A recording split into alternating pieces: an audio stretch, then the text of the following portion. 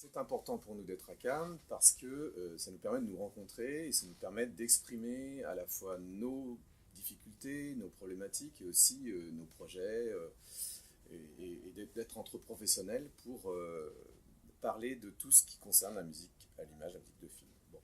Donc, grâce à cette présence à Cannes, on a pu déjà participer à ce lieu qui est le bureau du SNAC au sous-sol du Palais. Et aussi, on a eu l'occasion de créer une rencontre, une table ronde qui a permis de mettre ensemble des gens de la même profession qui travaillent pour l'image, pour pouvoir parler de la production de la musique de film. Et de la production sous l'angle à la fois artistique et sous l'angle du montage financier. J'ai participé à cette table ronde, j'ai bien compris qu'il y avait une problématique sous-jacente qui était celle de la relocalisation des orchestres en Europe de l'Ouest, en France. Alors c'est un des problèmes qui a été évoqué lors de cette table ronde. Et ça me permet de vous présenter Olivier Calmel, qui est membre du conseil d'administration de l'UCMF, qui peut peut-être en parler de son côté. Alors sur la question des relocalisations, effectivement, c'est un des sujets primordiaux qui ont été abordés lors de la table ronde et qui concerne aujourd'hui absolument toutes les instances qui, d'une façon ou d'une autre, participent à l'élaboration de la musique de film en France, que ce soit du côté des musiciens, les régies d'orchestre et les orchestres, donc toute l'organisation autour des orchestres, que ce soit évidemment les compositeurs qui sont aujourd'hui souvent producteurs exécutifs, donc en charge de l'ensemble de l'organisation de la production de musique de film, ou que ce soit évidemment les autres corps de métier, tous les autres corps de métier du film, et en première instance les producteurs et les réalisateurs évidemment. Donc ça c'est vrai que c'est des questions qui concernent à peu près tout le monde dans le cadre de la production de musique de film, et on a la chance aujourd'hui d'avoir en France, déjà d'une part des partenaires exceptionnels, institutionnels comme le SNAC,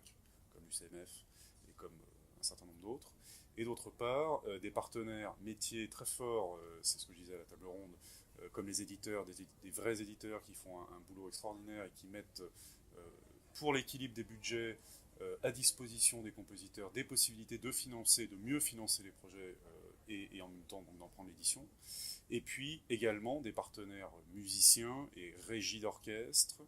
copistes, etc., qui font des efforts considérables pour organiser et pour boucler les budgets dans des conditions bien meilleures que ce qu'on a pu connaître avant. Donc je pense qu'aujourd'hui, c'est ce qu'on disait un peu à la table ronde, à peu près tout le monde disait la même chose, on est assez optimiste sur le fait que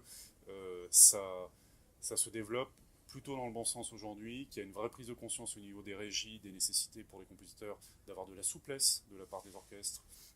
de la compréhension de la difficulté de notre métier, qui est quand même de convaincre des producteurs et des réalisateurs, et pas uniquement d'écrire de la musique, même si notre métier est d'écrire de la musique, et que ça n'est pas le même métier que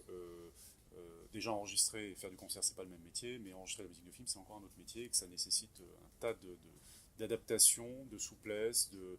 créativité et en même temps de spécificité. Voilà. Donc on a pu, dans le cadre de ces tables rondes, aborder la question de la relocalisation, c'est-à-dire la possibilité pour un certain nombre de producteurs d'envisager de revenir en France, enfin,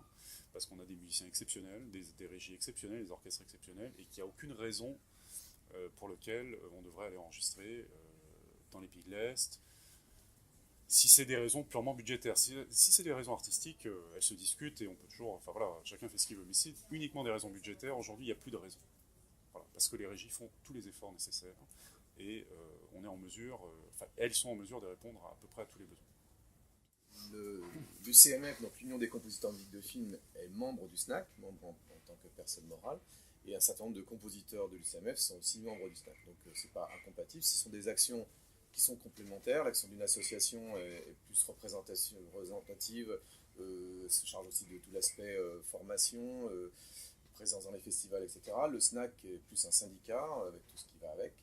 Et je pense que les deux actions se complètent, si bien que c'est bien, je pense qu'en France actuellement, il y ait, pour représenter les compositeurs de musique de film, à la fois une association et un syndicat. Je pense que c'est très complémentaire. Effectivement, les actions d'un syndicat ne sont pas du tout celles d'une association. Au SNAC, on a notamment une force juridique qui est importante, mais ça c'est quand même ce qu'on attend d'un syndicat, et donc une action beaucoup plus musclée sur un certain nombre de sujets. L'UCMF, elle, a un travail de fond, mais pas un travail syndicaliste du tout. Elle négocie des choses avec la SACEM, on est sur beaucoup de dossiers de dossier de l'enseignement évidemment, mais pas uniquement, la relocalisation. Il y a énormément de dossiers en cours, et puis on a aussi un certain nombre d'actions